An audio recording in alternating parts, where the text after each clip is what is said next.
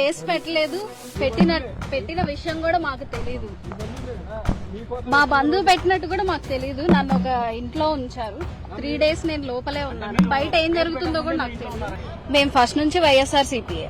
So నేను ఇష్టంగానే నా మద్దతు ఆళ్ల సుబ్బమ్మ గారికి తెలిపాను. రాణి భగ భగ చావే ఎదురుగా అయినా అదరని ధైర్యంలా, లక్ష్యం మరువక పంతం విడువక యుద్ధం గెలిచెను సైన్యంలా, కార్యకర్తల